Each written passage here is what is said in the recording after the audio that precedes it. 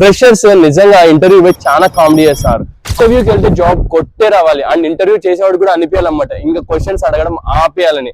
ఆడిచ్చే feedback last round దాకా resound రావాలి, ఎందుకంటే ఆడిచ్చే ఫీడ్బ్యాక్ చాలా ఇంపార్టెంట్ అనమాట. సింపుల్ గా ఇంటర్వ్యూలో అతను ఏం క్వశ్చన్ అడిగాడంటే SSH కీస్ గురించి ఎక్స్ప్లెయిన్ చేయన్నాడు అనుకో, అది పాస్వర్డ్ లెస్ ఆథెంటికేషన్ కోసం యూస్ చేస్తారని చెప్పేసి నువ్వు 2 మార్క్స్ ఆన్సర్ రాసినావు అనుకో, వాడు మళ్ళీ దాని మీద 10 క్వశ్చన్ అడుగుతాడు, వాట్ ఈస్ పబ్లిక్ కి, వాట్ ఈస్ ప్రైవేట్ కి అని చెప్పేసి. అదే నువ్వు క్వశ్చన్ అడగంగానే మొత్తం ఆన్సర్ చెప్పేసావు అనుకో, పాస్వర్డ్ లెస్ ఆథెంటికేషన్, ఆ తర్వాత పబ్లిక్ కి, ప్రైవేట్ కి, అది ఎట్లా ఆథెంటికేట్ అవుతుంది మొత్తం చెప్పేసావు అనుకో, ఇంకా అది క్వశ్చన్ అడగడానికి ఇంకేం ఉండదు.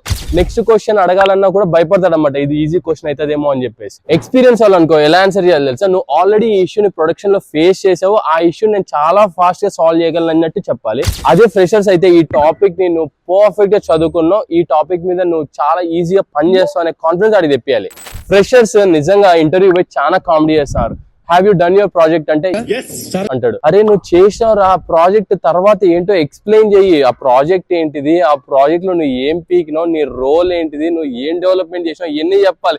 జస్ట్ ప్రాజెక్ట్ చేసినావు అంటే ఎస్ అంటే ఏంది అది.